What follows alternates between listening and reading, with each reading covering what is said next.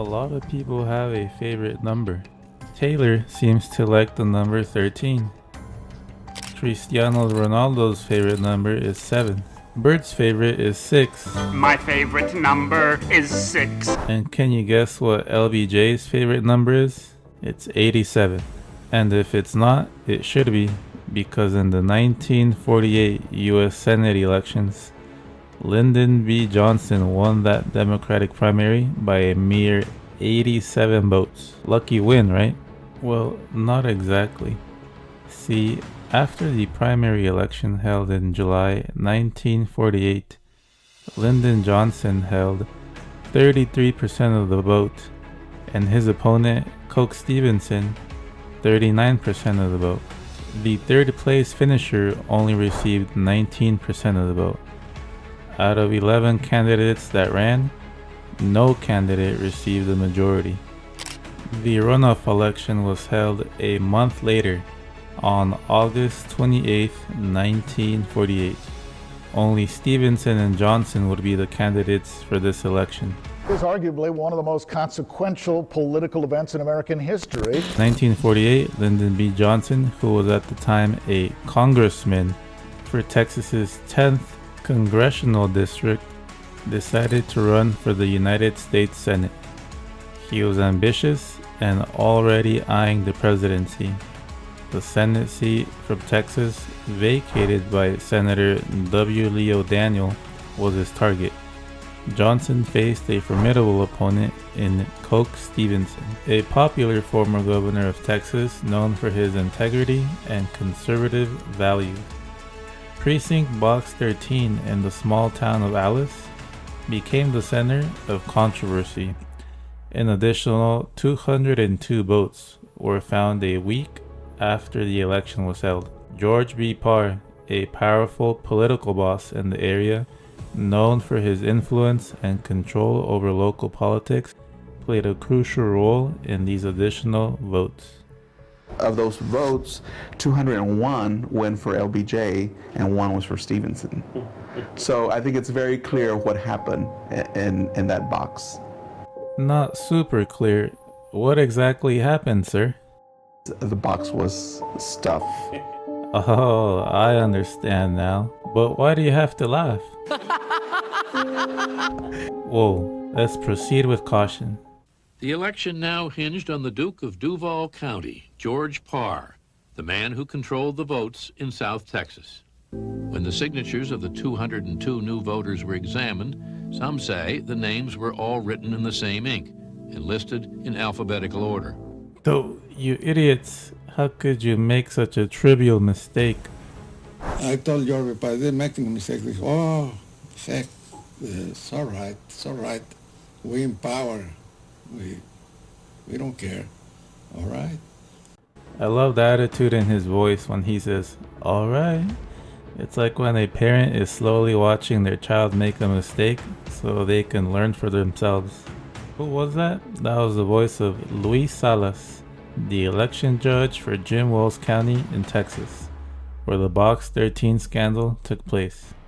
That a key figure in the Box 13 election controversy perhaps was willing to tell what had actually happened. This was during the interviews that took place in 1977 when a reporter from the Associated Press, James W. Mangan, went to Texas and spoke with Salas about those fateful events from 1948. I think I've read every scrap of information pertaining to Box 13, and there's a lot of it.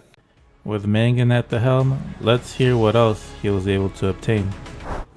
I think there's no question that this kind of vote manipulation was standard practice in those years in that part of the state. No question, huh? I do have to wonder what made Luis Salas speak out after almost 30 years. How did we even get this information? Yes, he indicated that he wanted to clear this up before he died. He had acted as a loyal political party man, but his conscience obviously had bothered him ever since. Can't sleep at night, can you, Luis? What say you? A lot of times Not everybody was in our side, naturally. But we had enough power to see that we got the election every time. Mr. Salas, what do you mean we got the election every time? This sounds so corrupt. You're making it sound like this is Mexico or something. Well, what about in Mexico? It's corrupt there, but everybody knows. It's worse here. You think it's worse here? It's worse here. I had the same reaction as Max Skelton. I had no idea. This is something that I'm still learning to this day. Only the people on the inside, like Luis Salas, know just how bad it is. Well, it's in 1940 to 1948, which is 42, 44, 46, and 48. We control all the elections, school, city, and county. Well, give me some examples at least, so I could better understand. And I went over there and I told Steve, either you join our party or we're going to close your place. 3 days later, Steve come to my house and says, Salas, let me join your party. I want my business back. Sure, go ahead. Go and open your place. Absolute power! I love how they end up laughing in the end. Even the interviewer gets a kick out of it. Go and open your place. I didn't care about who was sheriff, who was county judge, or who. Just doing your job for George Parr. Yes. Just doing my job. There's a lot of jobs where you can say, just doing my job. But what kind of consequences are there? There's a difference between a fast food worker serving cold food that's been sitting out too long and saying, just doing my job, and an election judge who is meant to uphold the law saying, just doing my job. George Parr says, come to San Diego. I want to talk to you. All right. I got over San Diego, went to his office. Lyndon Johnson was there. Ed Lloyd was there. Bruce Ainsworth was there. And myself. No one else, Luis? No one else. No one. That's fine. And I remember Lyndon Johnson told George B, in order to win this election, we got to have about 200 votes. I had no idea there was a San Diego in Texas. As for the other names in the room, Ed Lloyd was a Democratic Executive Committee member from Jim Wells County, the county where the Box 13 scandal took place. Bruce Ainsworth was a city commissioner from Alice, Texas, a town 10 miles away from San Diego. Well, what happened afterwards, Mr. Salas? What did you say after George B. Parr called you into his office? George, me importa una chingada si este cabrón alemán pierda la elección. Sounds like I'm hearing one of my uncles speak. Basically what Luis Salas said is, I don't give a damn if this German bastard loses the election. I don't know for a fact if the Johnson family has German ancestry in their lineage. Let's move on. We lost the election. There's no doubt about that. Cook Stevenson won. A confession? Did he really just say that out loud? Let's hear Luis Salas say it another way, just in case you're not convinced. Well, Cook Stevenson, he was pretty good campaigner. He won that election, but the political machine against him, he was too strong. The well-known biographer of Lyndon B. Johnson, Robert Caro, has stated, quote, Stevenson had run for public office 12 times, once for county judge, 5 times for state legislator, twice for speaker, twice for lieutenant governor, and twice for governor, and he had never been defeated, end quote. One Texas state legislator said, Coke Stevenson was just like Coca-Cola. Stevenson was certainly not a man who actively sought public office. He had spent all of 1947 at home on his ranch, and it took the urging of his political friends to convince him to run for the Senate in 1948. Stevenson, who knows a lot about the Rio Grande Valley in South Texas, goes there to investigate after the mysterious 202 votes that appear out of nowhere and cause him to lose. He takes Frank Hamer with him, a famous Texas Ranger who caught and killed Bonnie and Clyde. Hamer accompanied Governor Coke Stevenson to the Texas State Bank in Alice, county seat of Jim Wells County in South Texas. Stevenson wanted to examine the tally sheets in the ballot box for Precinct 13. The conservative ranchers and almost everyone else in Texas loved Coke Stevenson and what he stood for. Known as Mr. Texas, Stevenson's long career in Texas politics made it interesting how now he and his old hunting partner, Frank Hamer, would be destined to walk down the streets of Alice together while being stared down by George Parr's armed men. Hamer stood in the doorway of the bank and a long confrontation ensued until finally Parr's gunmen walked away. The lawyers got to look at the records just long enough before getting kicked out, and it became apparent that Lyndon Johnson had engaged in a massive election fraud that was unprecedented even by the standards of the day, where ranchers and political bosses were able to deliver blocks of voters to candidates willing to pay the highest price. While Johnson's lawyers are busy with their appeals, investigators in South Texas are getting closer to the truth.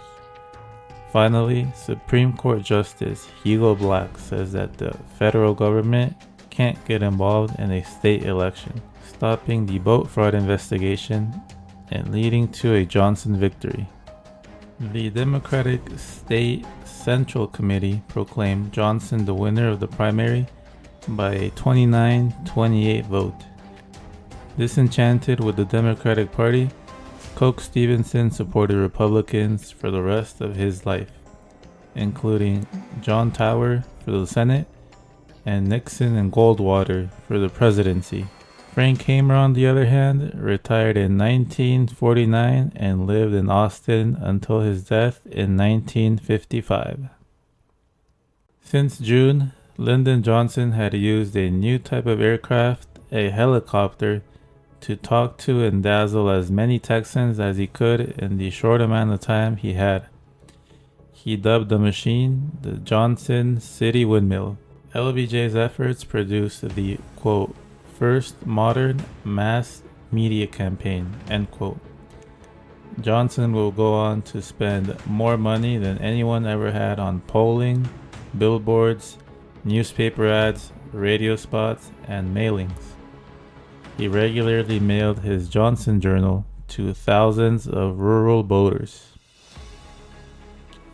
During a 2-month period, Johnson made more than 350 speeches and worked an average of 18 hours a day on the campaign. From the middle of June to the end of July, he lost more than 25 pounds. Mangan spent 3 years working on this story, which revealed secrets about that fateful election in Texas in Jim Wells County. The year was 1977. The controversy over that runoff election had been a topic of speculation for nearly 30 years, but the main people involved have been quiet. George B. Parr, the South Texas political boss whom Salas worked for, shot himself in June 1975. Johnson and Stevenson are also dead. Salas was one of the few people still alive who knew what happened. Salas said he saw 2 men add the names to the list of voters around 9 o'clock at night in the Adams building in Alice. He said the 2 were just following orders and he would not name them. The Associated Press interviewed everyone still alive connected with the case to confirm Salas's story. One of those people was a man who briefly saw the Box 13 vote tally in the original investigation, a former FBI agent, T. Calis DeBrell. He confirmed Salas's statement that the last 200 votes were in alphabetical order. During Stevenson's 3 gubernatorial bids, Parr had supported him with large margins, like he would later do with Johnson in 1948. But back in 1944, Stevenson had made a questionable decision. Parr had asked Stevenson to appoint Jimmy Kaysen, a personal and political friend, to the position of District Attorney of Laredo County. Instead, at a military official's request, Stevenson appointed S. Truman Phelps to the position to clean up prostitution around the Laredo Air Force Base. Parr never forgave Stevenson. Not only that, but in 1946, Johnson had helped Parr receive a pardon for income tax evasion. Ronnie Duggar, an American journalist for the Texas Observer, visited the White House in 1967 while LBJ was still president. And he rummaged around in a closet. I think I could hear him rummaging around in the closet, and he came in with this photograph of these 5 guys in front of this old car. And then what happened? What did these 5 guys have? With box 13 balanced on the hood of it. I looked at him and grinned. And he grinned back. Tee-hee, sounds like someone has a secret. He wouldn't explain it to me. I asked him, well, who were these guys? Why did they have box 13 on the hood of this car? What did it mean? And he just, nothing. He wouldn't say. As for the votes in box 13, what ended up happening to all the ballots? But I've asked several people about it. It's believed that the Rangers took custody of it, and it was actually never returned. Dang it. Oh well. Any last words, gentlemen? It all might not have happened had things not been manipulated in Alice, Texas in 1948. You never saw him after that meeting? After the election, after the election, I never saw him. You feel better now that you've told your story?